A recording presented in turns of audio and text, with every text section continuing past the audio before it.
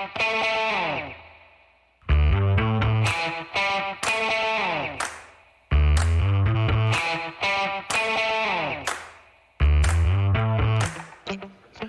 folks. Welcome to another episode of Film Study. This is Ken McCusick, and we're back for part two of the discussion of the offense against the Houston Texans in that divisional game. Part two, we're going to start with the offensive line, but joining us here from PFF is Gordon McGinnis, their content director. And Gordon, thanks again for coming back. If you missed the first episode, you missed a lot of great content. We'll talk about this, but Gordon, thanks for joining us again. Happy to be here. Thank you. That first part of the show, we talked a lot about snap division, about the running backs, about the use of Dalvin Cook and whether that could increase, about Lamar's use of his opportunity set, which is obviously a very common topic. Gordon had a fairly hilarious discussion of his first experience with American cold as opposed to UK cold, which is a little different apparently. And he has a lot riding on this next game because he gets to go to the Super Bowl and has a spot there with PFF in the press box, I assume, right? I think it's actually technically the ancillary press box, so auxiliary. It's not like the main. Yes. So there's a great story on the PFF NFL show from after the Super Bowl last year. So Sam and Steve were both there. Steve wasn't able to go to the game. Steve ate 50 chicken wings. Steve is like 6 foot tall, so 50 chicken wings for him is probably like me eating, 30. And that's probably giving myself a little more credit there. But Sam was at the game, and his he just got like a little lunchbox. Like I know you see on social media sometimes the press box spreads or these incredible things. His was like a little lunchbox. He said it was like a really cramped seat that Steve wouldn't have fitted in anyway. And I think that's exactly where we are going to be this year. But I will just be very, very happy to be there. So I don't care that I could be having a better spread of food if I was in the main press box. I'm just glad to be in the stadium. There you go. I not really as much from personal experience, but I know press live for free food. You don't make a lot of money in the press, generally speaking, and the free food you get, and particularly in the Orioles press box when I was doing the Stats Inks game there, you got crab cakes every night. I mean, it's always on the menu. It's just like that's a high end restaurant item. You pay a lot for a crab cake in Baltimore, but that was one of the really nice things, and people would definitely dig into those pretty heavily. Yeah. All right, let's talk a little offensive line here. In general, we've already kind of reconciled some scoring between PFF and my system. I think we're extremely close in this game, but the whole offensive line had a pretty good game. 1 pressure allowed, 1 quarterback hit. I have them scored for all 3 of the sacks allocated to them, even though 1 was on an ample time. Oh, no, I'm sorry. 2 of the 3 sacks allocated to them, with 1 of them coming on an ample time and space play. The aggregate pressure rate of 40%, it was 10 out of 25, is a little bit high, but honestly, some of that, some Jackson holding the ball certainly, and I think the offensive line in general had a very solid overall game with 1 major exception. Solid, I think, probably sums it up pretty perfectly. And I think we only have 1 of the sacks in the offensive line, but we've talked about this before, that the definition for us, once the pressure forces the quarterback to scramble, unless it's on that initial player, then we don't call it a sack on the offensive lineman. We would charge them with a pressure, and then it becomes like a cleanup sack for whoever gets it effectively. Okay, so I did not actually know that. This is, I believe, the first time it's the first time I remember it. Let's put it that way, because I'm at that age. I forget a lot of stuff. But that's interesting, because initial pressure always gets a share of the sack with me at a minimum. And then it could be somebody else gets a share. It could be some is on the quarterback and some is just on the pressure, but it can be multiple players getting it. But it's actually, it makes me think we're scoring this a lot more similarly, because you guys have 2 things you're doing here. One is you're giving integer counts of your sacks, quarterback hits, and hurries that show up on the website. And then the second thing you're doing behind the scenes is you're giving people this underlying +2 to -2 score, which doesn't show up anywhere that a person paying money other than a team can get, right? Yes, that's correct. And it's like, so for pass blocking, for example, this is why, so one of the things that we do I think some of this stuff is available now as we talk about for edge defenders, defensive linemen, pressure rate, but also pass rush win rate. And I think pass rush win rate is somewhere on premium stats these days. So that's looking at plays whereby pressure wasn't generated, but a win was still had by the defensive lineman. So that could be a play where they're held and it causes a holding call, or it could be a play where the ball's out really quickly. So, and that's I had a conversation. I'm in a group chat with a lot of Scottish NFL fans, and there is sadly one prominent like within our little group Steelers fan in that group who has harped on at me for months now about PFF's opinion on TJ Watt versus Myles Garrett. And Steelers fans are very, very anti PFF, and they think that pass rush win rate is a made up stat. Generally speaking, the reason why pass rush win rate is valuable is because it is way more predictive than pressure rate. It's more predictive than total pressures, which in turn is more predictive than sack totals and sack numbers. So the only thing I will say on the TJ Watt thing, I think when you're deciding on an award like Defensive Player of the Year, if you want to give a lean to a guy who has a high sack total in a single season, I don't really think there's anything wrong with that. If you want to base your opinion on, the value in sacks, because I think you could make the case that we don't always value them as highly as they could be, I think that's fine. I would just say that things like pass rush win rate are going to give you more predictive nature for future. That's, first of all, it's good to know that you guys look at it that way. But I'll say this: I want pass rush win rate. I want to understand the predictive stats, and I want them separated for me, so I don't look at them in one number.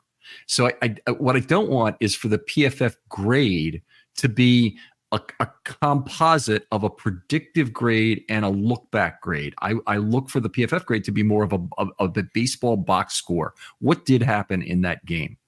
And that's where I'm perfectly happy with player performance moving around game to game, because it does. I mean, you certainly, if you look at baseball, you go 2 for 4 with 2 homers one day, and you go 0 for 5 with nothing the next day, and people understand that it's natural for that to happen, and somehow it's not okay all of a sudden for offensive linemen for that to happen in terms of big high leverage plays are given up from time to time. I'm perfectly okay with that, and I'm perfectly calm with it. And I do still want the predictive information, but I don't want to have somebody else tell me how to mix those two components. Yes. Yeah. And I think that's fair. And I think that's this came up recently with the JJ Watt stuff, where JJ Watt went on Pat McAfee and opened his segment with PFF sucks, have a nice day, or something like that, I think was the quote, which he's entirely entitled to his opinion. But like part of that is the 0 to 100 grading system builds up and extrapolates everything to a much bigger level. And his grievance was on CJ Stroud versus Jordan Love, and they had pretty much identical stats. Both benefited from the receivers making big plays after the catch. Stroud benefited like a little bit more, and Stroud also had a dropped interception. And one of the funniest things I saw, I don't use ESPN's QBR much, if at all, but someone worked out that if you took both of their stats together, and if you just changed one of Stroud's incompletions to an interception, his ESPN QBR would drop by roughly the same percentage that the difference was in PFF grade between the two, because effectively it's just like one thing there. And on the 0 to 100 scale, like one play can swing a single game grade quite significantly. Mm-hmm. Yeah, definitely something you notice.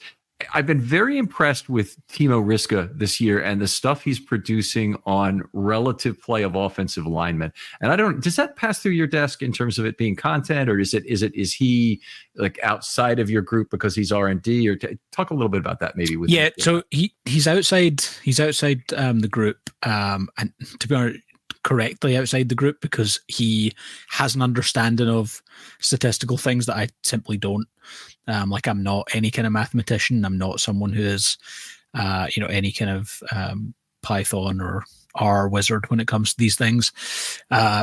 So it's very much just something whereby there is a set amount of R&D things that he will produce on a weekly basis for the content side, and he has effectively free reign to do what he does there. And I think the stuff you're talking about there, like the charts where it is the kind of like per play grade for pass rushers, for interior or edge defenders, but it's also matched up against what the expected grade would be based on going up against an offensive lineman. And Steve Palazzolo had a good point on this in the podcast recently, where he talked about the fact that the context is important, but we don't feel that it is wise or the right thing for us to assign the context for you. It's better for us to be like, here's what the grade was. And if you want to line up, if you have a left tackle and he goes up against elite edge defender for every snap of the game and has a 75 PFF grade, and you have a left tackle who goes up against a bottom 10 edge defender and he has a 80 overall grade, you can after the fact apply that context and say, okay, let's look at this. And where it gets a little bit dicey, where I think we're right to not do that is, if you go up against, let's take Ronnie Stanley, for example. There would have come a point in Ronnie Stanley's career whereby his play dropped off because of the injuries. But if you were assigning something based on how good he is as an offensive tackle, there would have been a period of a good number of games where you'd be basing how good his opponent was against him in the player he was pre-injury. So that's where I think the context is better applied after the fact. That's a very interesting point. It's one Neil has made to me many times is that it's just too hard to separate out all the pieces. It's kind of like separating pitching and defense in terms of what's going on, and they're inexorably linked in so many ways. You just can't separate all the pieces, like trying to split Siamese twins or conjoined twins, and it's just very difficult without killing both of them. But that's something that I understand the point, and yet PFF is in the best position to start that modeling path. So I'm happy that people like Timo there are basically saying, look, if we can't do this, then nobody else can. So we're going to come up with a starting point here, and then you get the discussion started. And all modeling should be an evolving process anyway. Yes. Somebody else comes up with the next good model, or somebody else vets that model with them, said you didn't consider A and B and C. But I think what Timo's got with it, he's got an N factor model. It's not all competition based. It's also down and distance and things like that are included in his N factor model. I was just very impressed by it. And so if you look at those graphs, you'll have the left to right is how difficult the assignment is, but it's the vertical that matters, how far up you are on the vertical, which is how far above expectation for your set of assignments you were. And it's definitely a new look. One thing else came out of my conversations with him, and that was, he said something I've been saying for kind of years, and I hope I'm not getting him in any trouble for this, but he said, I've basically been telling people, look, keep the pass and run blocking separate. Look at the pass and run blocking. Each of them are fairly well-crafted numbers, but it's when PFF combines those two numbers, they don't mean as much anymore, because you're trying to do it based on where the differences are by position, as opposed to what the value of those differences are, which is going to tend to, for interior linemen, overweight their run blocking relative to pass blocking. And I wondered, is something new on the PFF horizon for that in terms of a formula or a methodology? I don't know if anything is on the horizon. I think we're always looking at ways to improve those things, so it wouldn't surprise me if there is. But like, team was certainly not in any trouble for those that kind of view, because that's similar. I put together our team of the week every week on a Monday and then update it on a Tuesday during the season. And what I do for offensive linemen is I go in and I sort it by pass blocking grade. And I then look at like what the run blocking grade was next to it. I don't look at the overall grade. I go, okay, for an offensive tackle, pass blocking is most important. Let me find the best pass blocker, as long as they weren't terrible as a run blocker. There you if they go. were terrible as a run blocker, okay, let's rethink these things, because it will be. There will be games where you run the ball a lot. The Atlanta Falcons offensive lineman, they have a couple of guys. Chris Lindstrom, not so much anymore because he's improved as a pass blocker. But they had a couple of guys who, a guy at center this year, and Drew Dalman, really good run blocker, not a good pass blocker by our grading system. And if you went by his overall grade, we would have had him in our PFF All-Pro team and stuff like that. But that wouldn't really be a fair reflection.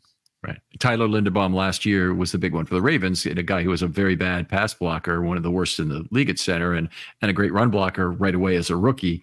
And this year, it's we've missed out in some ways in Baltimore on the incredible contrast between these two seasons by Linderbaum, the way he's, brought himself up from being an average NFL center, who was a good starting point, by the way, playing as a rookie at an average level is terrific, to being, a near, well, he is a Pro Bowler. We'll just call him a Pro Bowl center. In 1 year, it's all about that improvement in pass blocking. And we were Baltimore fan bases are screaming the whole year that he was like that all the time. Well, no, he wasn't. You missed out on this great change in a really fine young player. All right, enough of that. Let's move on to Ronnie Stanley. We've talked about this pre-show and the first part of the show. Looked the best he has all season. I think a couple of things I really noted: more flexibility, moved better in space. Some of the blocking in space in particular, just remarkable after that first, I'm not giving you my hand play. Yeah. It was quite a incredible thing to see, because Lamar Jackson is not a player who ever really looks annoyed at other players. Yeah. And then there was the comments that he was really vocal in the locker room at halftime. And so that's really good to see. But on the Stanley front, it was great to see. I'll say this anytime we ever talk about Ronnie Stanley. I think probably one of the greatest travesties in Ravens team history that the injury happened when it happened and had the impact in his career that it has, because just one of the most natural pass blockers to ever enter the NFL as a rookie. He's not a dominant run blocker. He's fine as a run blocker. He's good, but just so natural in pass protection. And the injury definitely had such a huge impact there. I'm trying to think other injuries that I think robbed the Ravens of like decade-long really good player. Maybe Lardarius Webb's ACL. Oh, injuries. Yeah, that's it. In his rookie year, and then 12 again. Yeah. Yeah. But just such a shame that we're not, because I talked about it a little bit. I think it was in the other show. It could have been in this one, around where the Ravens offensive line ranks relative to everyone else. And I think the Ronnie Stanley question is tied to that. A lot of people look at Ronnie Stanley and they see a player who is not as good as he used to be. I'm not going to disagree with that at all. I think that's evident to anyone watching.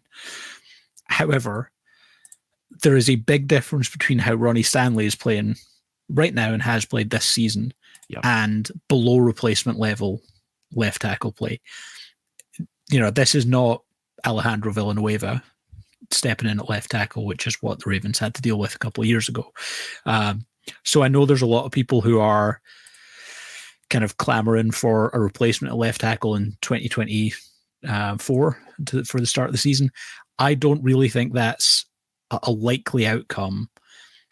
Where I think the Ravens should approach it is try and find someone to be the 2025 starter. And I think in this draft class, there are guys that they're going to get at the back end of round one, maybe even guys in round two who come in, they either sit behind Stanley or they play left guard, and they can kind of help in there. But that's where I feel like I'm definitely higher on him than a lot of people are still. So it was really nice to see him have a good game this week. Most of how I feel about that, because I agree. I think they basically, the costs of entry, and in particular, given this game, and things change on a week-to-week basis here, but based on this specific game and how well he played and how much better he seems right now, and looking forward to the prospect of an offseason, I'm in the camp that you don't try and save $8 million. You keep him on the roster for next year, and you find a 2-year replacement plan than you have for him. The issue with the Ravens is they need to find someone who can play left tackle in this draft, because otherwise you really have to get a 1-year replacement at left tackle, and then you have to get into about the top 10 picks if you want to really find your guy. So if they wanted to get a right tackle, well, they could get a guy who's even further down the draft than that. But if they're trying to get a left tackle, it's probably got to be this year. It's probably got to be a 2-year guy, just like you've mentioned, back of the first, second round. Colecchio Semele, think about him and where the Ravens got him in the second round. That would make a lot of sense. And then you can. I'd like to say that's the only case of that, but the other guy that they got towards the end of the second round was Adam Terry. So that didn't work out. And they've really got to find who that guy is at left tackle and make him a 2-year plan to get there. But it worked for Jonathan Ogden when they did have a good left tackle in place in 1996. Exactly. All right. A little bit about his scoring here. No negative events other than the false start penalty for Ronnie in this game. So it's enormous from that perspective. He was not run out of any pressures, which is something that's been happening a lot with him in the last few weeks. 5 missed blocks. 4 of those were losses at the line of scrimmage. Some of those occurred in the second half when the ball was out quickly anyway. So that's fine. When that occurs, it's not particularly terrible. 5 blocks in level 2. And this is where I'm seeing a lot of the old Ronnie here. 4 pancakes. Made 2 out of 2 polls, 2 highlights. I didn't even give him a highlight on either of those great run blocking and space plays. He basically didn't block anybody at the line. He came out, made his only block in level 2. But honestly, thinking back on that, they probably are both highlights in terms of being able to make a nice square block in level 2. The first one in particular, which was the non-touchdown, went for 23 yards or so on the left side on 4th and 1, right? Yeah.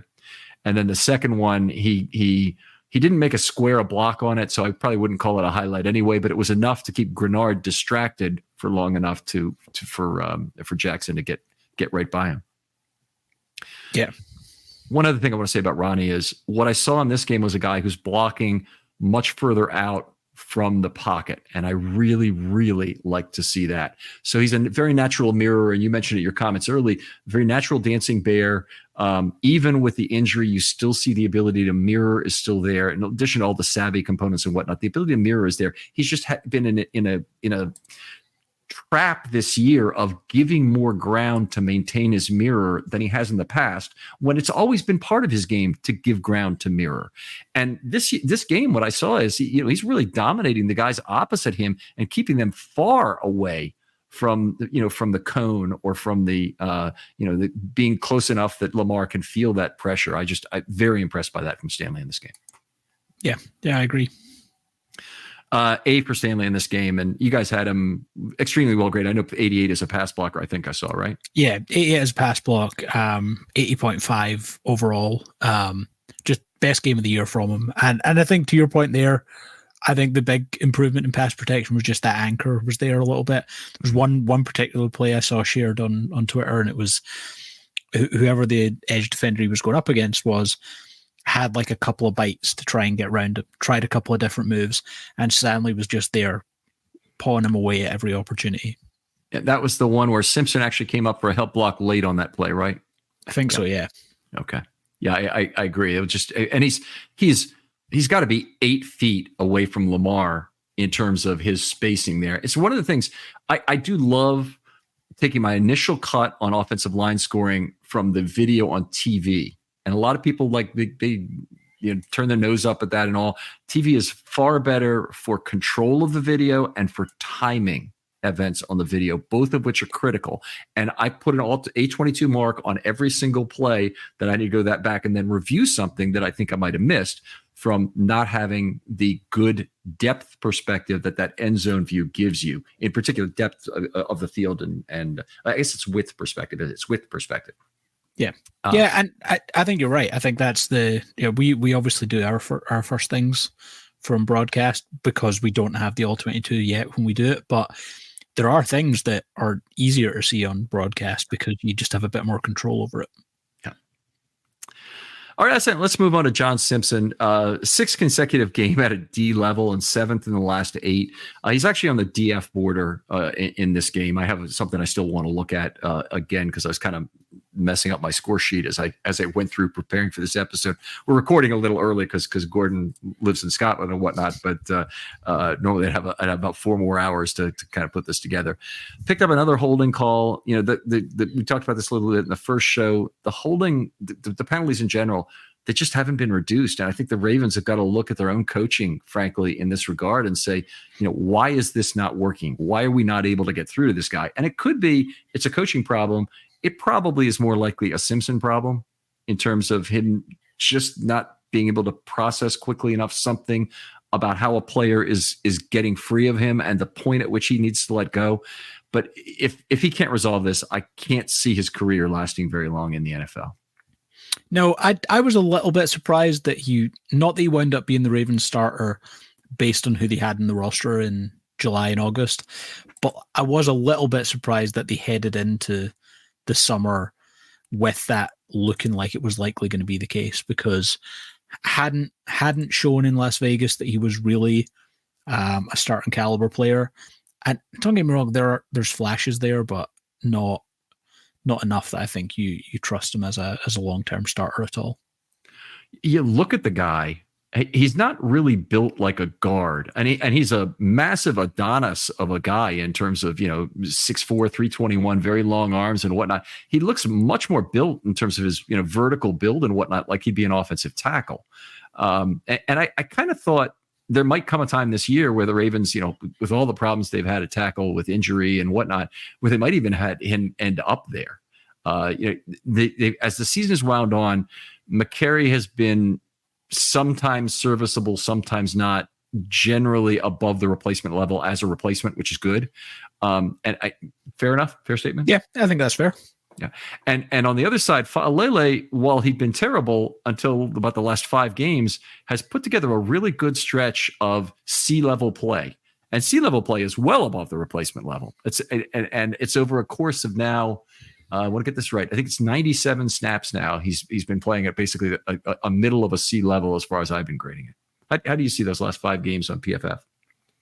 Yeah, let me have a little quick look, because I actually didn't check to see how he While you're doing that, I'll finish up with Simpson here. 1 pressure, 1 quarterback hit, 1 and 1/6 sacks for Simpson, another holding penalty, 3 missed blocks, 0 losses at the line of scrimmage. That's good. At least his missed blocks aren't losses at the line of scrimmage. 4 to 6 on pulls in this game. We talked a little bit about the possibility of Cleveland replacing him. One of the things Simpson has done at a kind of serviceable level most of the time is to pull, but he's not particularly decisive on those pulls, is my opinion, in terms of making sure he makes a block when compared to a player like Moses, who usually is pulling further and is not any faster of foot. He probably is slower, but still does a very good job of being decisive, maintaining momentum, doing the good things that help you when you pull. 9 level 2 blocks, which is a ton for one game, by the way. 1 pancake, 5 highlights was one of the reasons why I give him a big adjustment in this game. You mentioned one of the highlights. I want to let you tell the story of the play, but it was on the first Jackson TD run. I saw you had a tweet about it. Yeah, this is, I don't think it's a perfect play by him at all. But him and Ronnie Stanley pick up the stunt really nicely, swap it between each other. Simpson then gives up a little bit too much ground inside, and Lamar has to make probably a half cut to get past it. But what I liked there was Simpson then used the momentum of the Texans defensive lineman against him. And as he's trying to reach to try and get any kind of grab on Lamar, he just makes sure to finish that block so that all he could get on Lamar Jackson was a hand, and that's not going to be enough. So, not a perfect play. They did a nice job passing over the stunt, and then Simpson did a good enough job initially and then finished it off. The stunt handoff was one of the reasons why I end up giving him the highlight. Because if you stunt handoff generally, if it's handled well, it is so difficult to do that with what the defense is trying to do to you. So the first thing defense is trying to do is mismatch depth between the two guys. So an underneath guy on a stunt or whatever, that's the first thing he's trying to do is create a depth mismatch where he's going to be at a big advantage once that other blocker off him gets peeled. But also just it's very hard if the two offensive linemen are not at the same depth for a handoff to occur. And it often means that one lineman feels like they can't really make the exchange. They stay with their block, even if it means basically leaving the other guy hanging out to dry. The other thing I loved in that play was the out route on Isaiah Likely. Like, that was entirely designed for let's create space up the middle here, and just really nice play design. Yeah, it was a beautiful thing to watch. It's whenever Lamar gets free into level 2 and the blocking at the line has either created it or better yet, the defensive players have run themselves out of position, which we've seen a lot from teams that play Lamar for the first time. Let's take a moment to talk about that, because they're going to meet the Chiefs for the first time. They've seen Lamar before in previous years, but it's been 2 years since they played the Chiefs, right? They didn't play him last year, I don't think. No, don't think so. Yep, beat him 2 years ago. Yep, and they didn't play him last year. And so it's going to be new for a lot of the Chiefs players, and even for the Chiefs coaches, there's going to be some differences there. The team that they might have to face again, if they get that far, well, I guess we'll worry about that on Super Bowl week, is the 49ers, who have seen Lamar this year. Do you think it might give them some advantages in trying trying to work out how they deal with him. I think it definitely gives you some advantage. If they get through this game against the Chiefs, it's a rematch in the Super Bowl either way.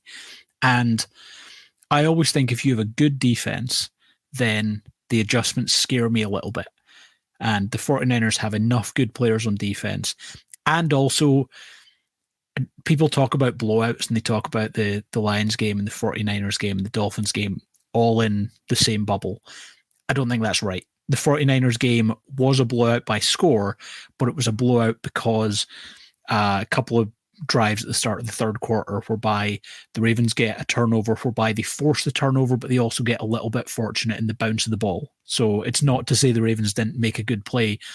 Bounce of the ball kind of, favors them. And all of a sudden the Ravens have a big score lead and the game's out of reach for the 49ers, and they're then chasing it and all those different things. The Miami game, the Detroit game, and the Seattle game, those were blowouts whereby the Ravens just dominated for 4 quarters. So that's where the adjustments the 49ers could make, and the fact that that wasn't as big a blowout as I think the scoreline suggests, that makes me a little more nervous if it winds up, if the Ravens get through this game and they play San Francisco. Think they'll be favored in that game? I've thought about this a lot, and I honestly don't know if they will or not. I could see this being like a true pick'em. True pick'em. Yeah. Wouldn't shock me. I am really surprised by the 3.5 versus Kansas City. I think that number is too low. And I think some of it is driven by who Patrick Mahomes is. And I always say the line is money weighted. It's not count of idiots weighted. So at some point, if I'm correct, then sharp money should come in and readjust that line. There has to be a certain amount of margin for it to be valuable enough for a sharp to get after that. So I'm surprised. I would have predicted 4.5, probably maybe 5 in this game as being the spread, and we're just not seeing it. No, and I think you're right. I think it's Mahomes. I think it's that simple. We got to the end of Simpson an F+, D-. He's right in that range, and I'm gonna fine tune that score for the article when we're done with that. Let's move over to Tyler Linderbaum. I thought he had a solid but unspectacular game in this.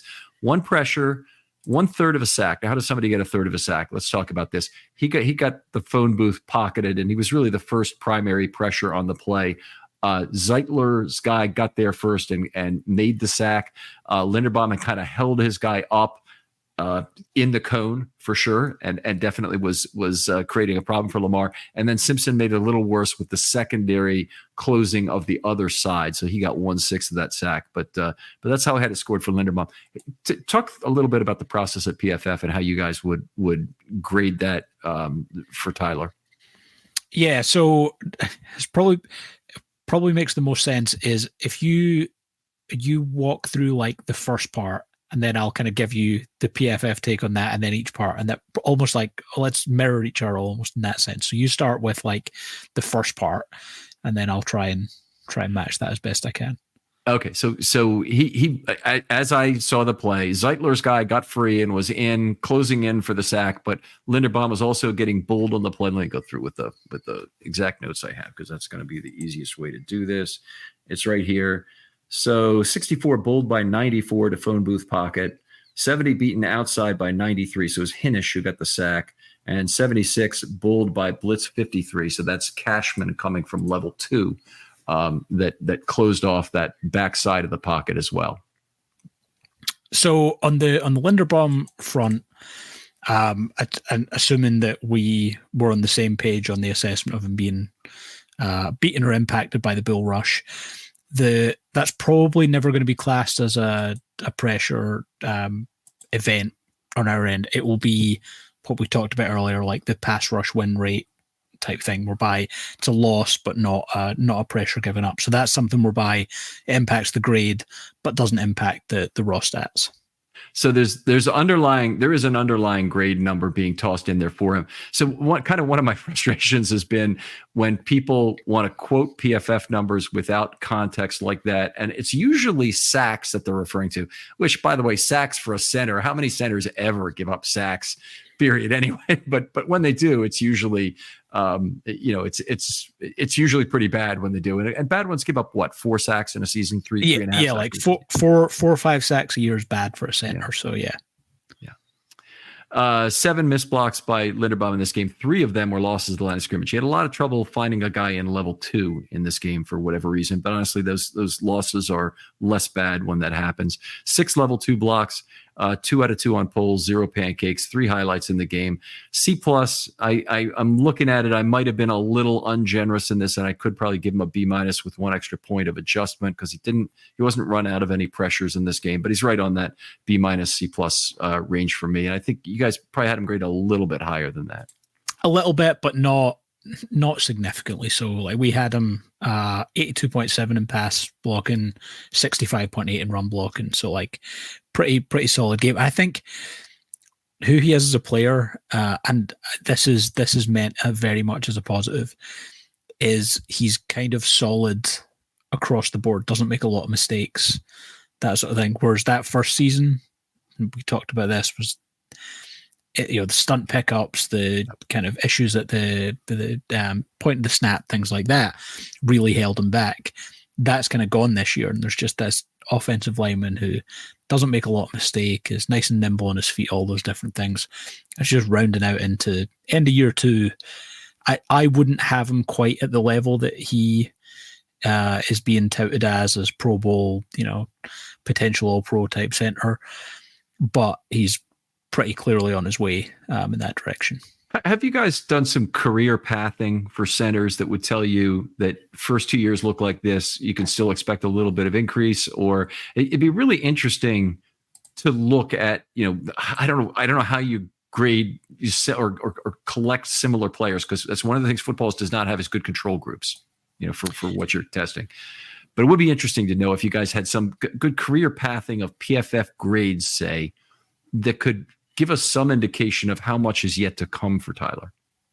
Yeah, I know we do, like, in terms of college to pro projections, whereby you can see like similar players based on kind of certain aspects there. I need to actually look in under the hood a little bit and see if we do similar on the like pro to pro front in terms of career development. All right, great stuff. Really appreciate you going into depth on this with us. So Linderbaum a C+ for me. Move on to Zeitler here for a minute. The first thing is great to have Zeitler on the field again, because he's the North Star of the Ravens offensive line in so many ways. He's the guy who's been the consistent, fine performer, and not having him, you go all of a sudden from 2 guys who are good to really only 1 guy who has been exceptionally good. Moses has been pretty good too this year. I got to give him the credit. But Zeitler back really looked pretty good in this game. The half sack we mentioned earlier, he was run out of 2 pressures by Lamar in this game, which is, obviously he's not quite at his A game here. Missed 4 blocks, 3 losses at the line of scrimmage, 1 out of 1 on polls, 4 blocks in level 2, no pancakes, no highlights. Still worked out to be a B, and in the middle of the B range, not a low B. He's on an incredible run since London, where he's only had 1 C+ game during that entire time. It's his only time out of the A or B range from my perspective. Maybe talk a little bit about that from it's 1 game lower than that. He had 1 game that was a D during that time. But yeah. I know BFF's got him with a great set of games too. Yeah, pretty similar, especially, I mean, we have him with like his good pass blocking games starting from kind of week 4 against the Browns. This actually wound up being his lowest pass blocking game since week 3 against the Colts. And that's just a couple of pressure events, the sack we had on him. So for an interior offensive lineman, we kind of talked about it there with Linderbaum. The pressure numbers on interior offensive linemen do have like a bit of a bigger impact. But one of his highest run blocking grade of the year so far. So good, really good, solid player. I mean, given his age and the Ravens not being willing to, we say the Ravens not being willing to give him a contract extension. I don't know how much of that was potentially tied to the other more important contract extension that they had to deal with throughout the year, and that potentially taken up quite a lot of energy. Yeah. I mean, I think that's certainly possible. They've got a lot of balls in the air right now, and it's it wasn't just Lamar's contract at the start of the year, and now there's a ton of free agency balls they're going to have to deal with. this offseason to try and figure out who can they get at a reasonable price. And just, I'm afraid a lot of people are going to be leaving. I don't assign any real chance the Queen will be back at this point. I think the chance is pretty near zero on that. Stone, I'd say also very limited. Is there a player that you think out of their free agent groups really makes a lot of sense that you think the Ravens will re-sign? The high profile ones, I think on the offensive side of the ball, it wouldn't surprise me to see a longer term Odell Beckham deal if they can agree something that's more team friendly. On the defensive side of the ball, the high profile player, it feels like they're going to want to try and keep Justin Madubuike around. But on the other potential there, Jadeveon Clowney has bounced on 1 year deal to 1 year deal, and he's made a lot of money. I'd be really intrigued to see if he actually would feel quite settled staying in Baltimore and, not making quite the same. Maybe they do another kind of incentive laden type deal. Cause he's almost been treated like a mercenary since his first round contract wound up, whereby it's, go to this place, get that 1 year big money deal. And, I think it started out as something whereby he was trying to parlay that into a huge long-term deal, and he just never quite hit that level. Well, now he's in his 30s and probably having the best year of his career, if not very close to it. So I think they're going to really want to keep him around because he just fits their identity really well. Yeah, I mean, all the Ravens sacks basically this year, and it's not quite all because they certainly get some off the slot that are quick one-man sacks, but almost all their sacks are these compound pressure sacks. One guy gets there, moves the quarterback off the spot, somebody else cleans up, and Justin Madubuike has been the beneficiary of a lot of that, of being the second man to the quarterback. Brent Urban's gotten some sacks that way. Van Noy and Clowney have been exchanging sacks that way in terms of missing the first and having somebody else clean it up. It's been a remarkable year that he exactly fits their needs there. He does fit their need, I think, pretty well in run defense. So I think sometimes his run defense gets a little overstated in terms of its value. But I would love for them to try and make that signing if they could. It's just they've got so little money to really work with. And you think about the signings that are yet to come. I'd love for them to get Madubuike, but do you want them to get Madubuike if it means they can't get a left tackle, or it means they can't get the big one? They can't sign Hamilton. Yeah, time comes. I mean, no way in hell. Yep. It's I think tag and trade of Madubuike makes a lot more sense than just allowing him only to go for a compensatory pick, which I don't think is enough compensation. Yeah, and this is the reality of what happens when you have to pay a quarterback, right? You have to start making a lot of different decisions and have to really be economical with what you have. Heartbreaking at times, certainly, for teams that draft well. Zeitler would be in this game. Let's move on quickly since we're dragging this out a little bit. But Moses, I thought he looked very good, as primarily against Will Anderson on that right side of the offensive line. No negative events. Lamar did run him out of one pressure, so that'll show up on your PFF totals, which makes all kinds of sense. 6 level 2 blocks, 3 pancakes, 3 out of 3 on pulls, 0 highlights. Moses, the puller, is just amazing in terms of his mobility. And A in this game, I know that says something different here on the notes that I sent you here, but that's not the correct grade for him, I assure you. A in this game, a 0.94 after adjustment. So a really nice game. And it did take away a little bit of his adjustment for the one pressure event, but he still is solidly in the A range. So no doubt about keeping him for 2024. He's a guy, clearly the Ravens have after next year, they'll have to figure out how they're replacing him, or if they want to extend him. The thing you talked about there, Moses the puller, is really good. And we always talk about decision-making when it comes to quarterbacks. Offensive linemen on pulls, the athleticism is important, your ability to make the blocks important, but decision-making is really important as well. And the two players we've talked about in this regard on this show, Simpson and Moses, probably the biggest difference between the two of them is decision-making on pull. And it's not deciding on who to block, it's also deciding on the angle and stuff you're going to take. Moses just takes some really nice angles as he makes the contact on blocks when he pulls. Really nice player to watch on film. Yeah. He's I've made the call out there, but if anyone knows Morgan Moses personally, we'd love to kind of get his take on tackle play on the show during the offseason. Please send him a copy of this, and we want to spend some time with him talking about offensive line play and about what he looks to do and how he maintains his mobility and does things at this age. But it'd be a very friendly show, I'm sure. And he's had certainly a great year for the Ravens. Patrick McCary, 9 out of 11 blocks in left tackle relief. No real problems. He's faced problems against some great pass rushers. Grenard did not have a great game. I did not feel. How did he grade out on PFF? I did not look for that. Yeah, let me actually look up what the grade was. I don't think it was particularly high. I think he was very complimentary of the Ravens after the game. Very complimentary of Lamar. I have open right now. Jonathan Grenard, 54.5, and as a pass rusher, just 42.0. One pressure on 22 pass rushing snaps, so pretty limited impact there. Yeah, not what they needed to get out of one of their best guys. The question about rotation came up from one of the listeners here, and I want to make sure we get this right because it's a good one. Basically, was along the lines of, do you expect the rotation to continue in the playoffs at offensive tackle?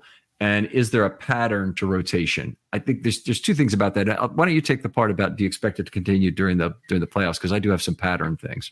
So I think I did.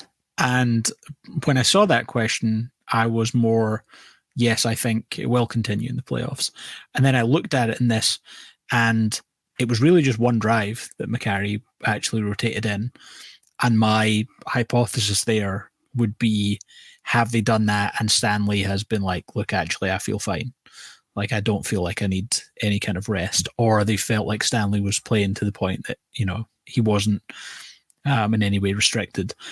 And then Moses, I think he actually only missed 3 snaps. So it was like a very, very brief move there. So I feel like unless you feel you have to, and especially now you have one game this week, so maybe we see some rotation here.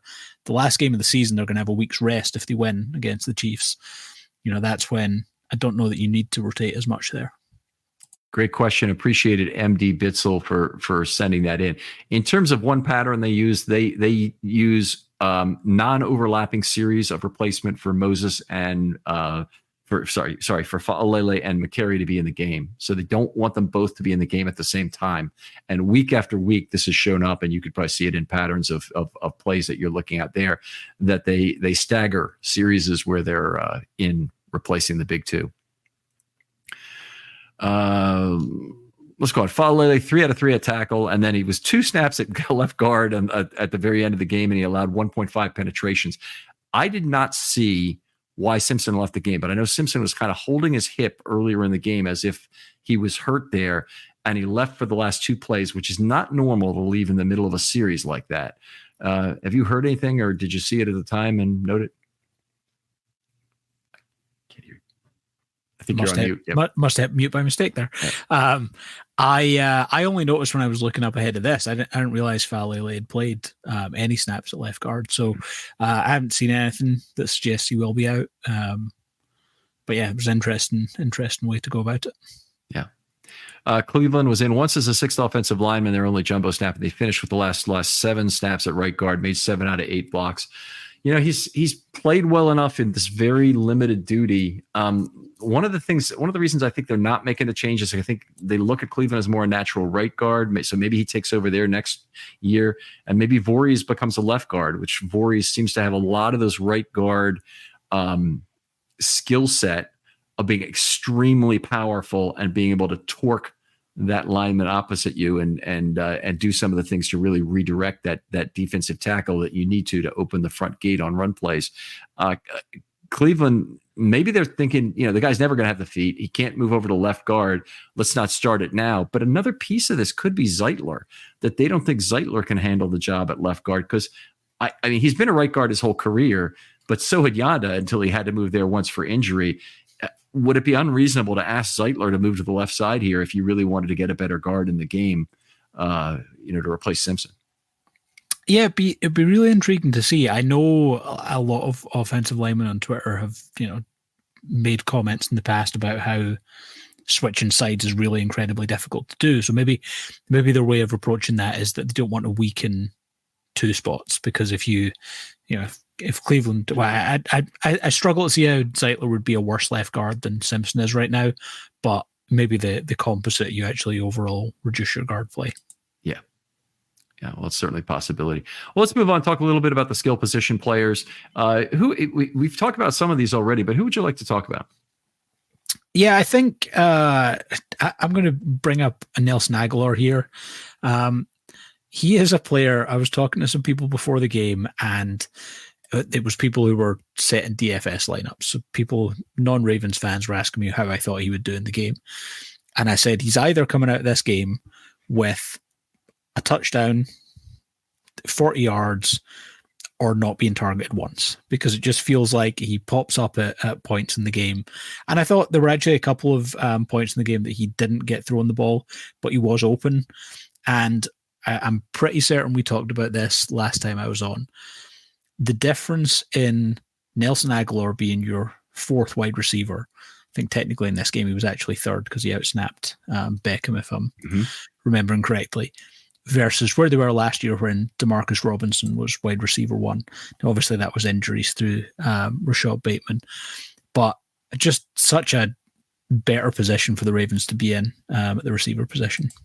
Yeah, he definitely, he's a guy off the bench who gives them something. So I think you were in the middle here, right? 2 out of 4 targets caught for 11 yards and a touchdown, right? So yeah, I think so. Yep. Yeah, so it was a great game for him anyway to get free in the end zone on that play. Let's talk briefly about Cook, just because I think obviously it could become a more significant player if Edwards is hurt, but he's only a year removed from having 5,000 yards over 4 years. He's only 1 year removed from that. And yet it still seems like he's not at all the same runner he used to be. Yeah, it very much seems like the same burst isn't there. I think it was really nice that he did have that one big run, but the rest of it very much backed up the belief that he is RB3 in this offense in the playoffs, not anything more than that. All right. Well, hopefully we won't, honestly, hopefully we won't see him too much. If the Ravens don't see any snaps from Dalvin Cook, it probably doesn't have to be injury based. If basically all of the significant snaps go to Edwards or Hill the next 2 weeks, it's probably a good thing. The only thing I would say there is if we see a lot of Dalvin Cook in quarter 4, it hopefully means that things have gone very, very well. Yeah. I guess I'll ask you one other question: does it matter if Odell Beckham is healthy for the rest of the postseason? I mean, there's only 1 or 2 games, so no, it doesn't matter massively. I think it's nice having him there as part of the rotation. But again, overall, the group is just in so much of a better position than it was in previous years. I do think we get one big game from him at some point over these next 2, or at least one big play, but we'll see. That would certainly be cool. And it would, whatever his future is with the team, it would really cement his place in Ravens lore if he were to do that in the playoffs. I mean, Anquan Boldin is still remembered in that sense as being a guy who, he was not a bad regular season receiver. He'll always be the guy who got traded for a 6th round draft pick. And what the hell were the Ravens doing when they're really just cutting him and salvaging the value? But that postseason was a thing of beauty. And, Flacco is mentioned alone, but Flacco and Bolden and Jacoby Jones were really the 3 big stars for the Ravens in that postseason. They were all absolutely terrific.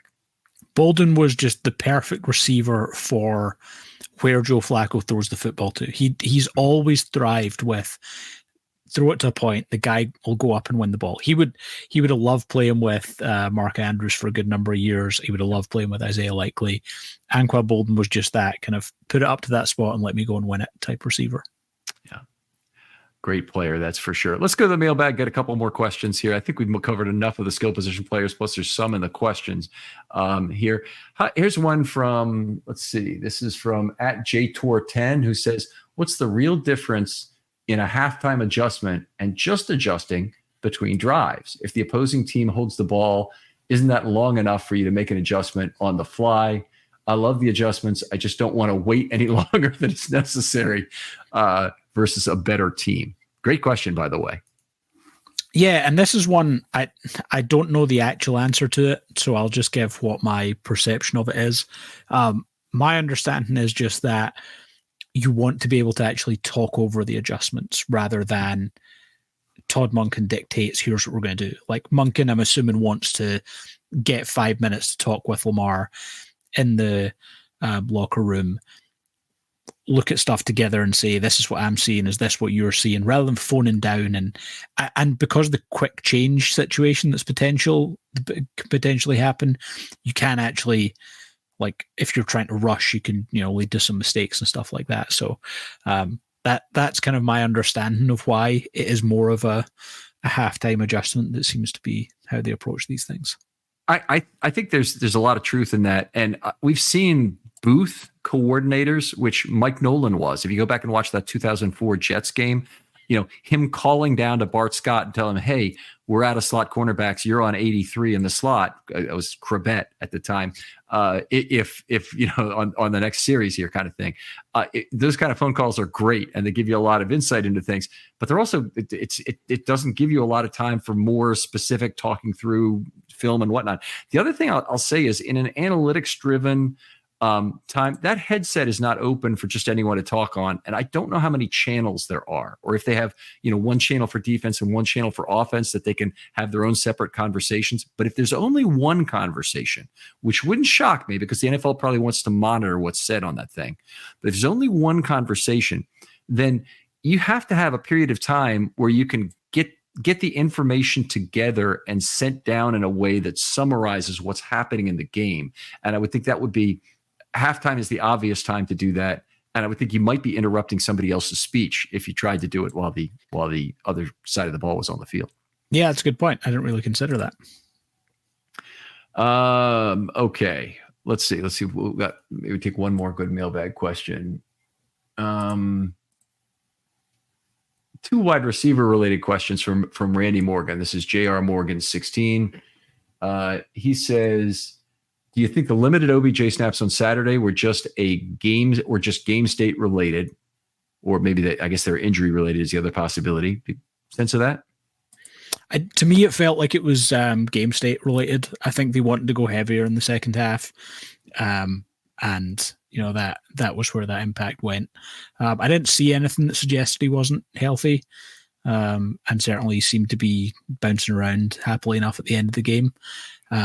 I just think at the start of the second half, because I looked at his snap breakdown, and it was way more in the first half than the second half, and I'm going to assume they had more of the ball in the second half just based on the 3 long drives. Yep. Maybe it wasn't. So you work out his percentage in each half, and either it was some kind of he didn't feel right injury wise, or they wanted to go heavier and they prioritized other players. Okay, all right, that makes a lot of sense. Number 2 is, I think, something you could probably answer from what you have for Largerius's Sneed's play, but it says, will Sneed follow a particular wide receiver like Stingley on Flowers, or will he stick to one side? I don't have an honest opinion on this, and I don't know if you look at the PFF stats, if you see a lot of LCB, RCB, or even some SCB in his detailed positions. So you can. So what you can't get is if that is specifically because he's following players. There is some stuff we have in other parts of the website where you can look up like I think it's wide receiver cornerback matrix or something similar. Mm-hmm. But you can look at detailed positions, and he does. So he's got over 1,000 snaps, including the playoffs, as a wide corner. It's like 602 on the left, 424 on the right. So he splits either side. That would suggest that he is tracking. Doesn't definitely mean it, because sometimes it's to do with like different parts of the formation and stuff like that. But I'm pretty certain he did play a lot in the slot early in his career. Is not now. He's almost exclusively an outside cornerback now. To me, that's really interesting, because Flowers is probably the only one that you would consider following, and I think maybe he will. But the Ravens' most dangerous receiver right now, I think, is actually Isaiah Likely. So having Sneed track someone actually doesn't have the same impact that it would have say, with the Miami Dolphins, where he was able to have a big impact on Tyreek Hill. Now, a big possibility is that Snead could sometimes you send that great island corner, the guy you think is as the highest value there, to cover the guy who's the number 2 receiver. So it could be Bateman and the X that they really try and blanket with Snead. And it looks like there has been some chasing going on. The one thing I'll say about L'Jarius Snead is he's got a ton of penalties this year. I don't know how he gets, a free pass for all that penalty play, because he's got almost as many penalties as their tackle, who leads the NFL, I believe, in penalties. Yeah. Well, that's so PFF grade wise, that's why it's lower than probably the perception of him is this year, because he's only allowed 36 receptions for 302 yards. So it's not like he's allowing a ton of yards and a ton of plays. But we have him. I don't know the exact number of penalties, but those penalties will drag that grade down a little bit as well. All right, let's go back to the Ravens here in a little bit. We usually finish with a 3-2-1 in terms of MVPs. Do you have something like that put together? I don't want to put you on the spot if you don't, but I would definitely Lamar. Okay. Good. Start with number. Well, you do it. However you want. You're the guest. Yeah. So okay. Let's. I've given away number 1. Oh no! You gave away number 1. I'm guessing it was going to be pretty obvious. Overall, anyway. I would say 3. I thought Clowney was tremendous against the run in this game. Sorry, offense only. Oh, sorry. Offense only. Isaiah Likely, number 3. Okay. Good choice. He definitely was considered.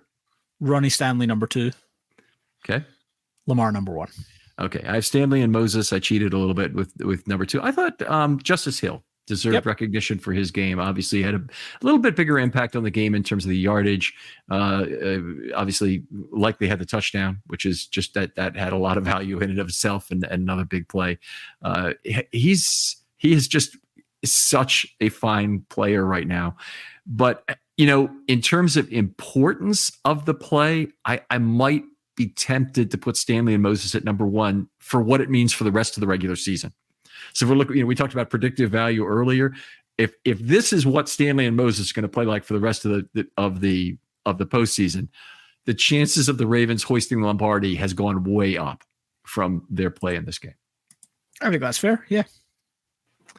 All righty. Such a pleasure to talk football with you whenever I get the chance, Gordon.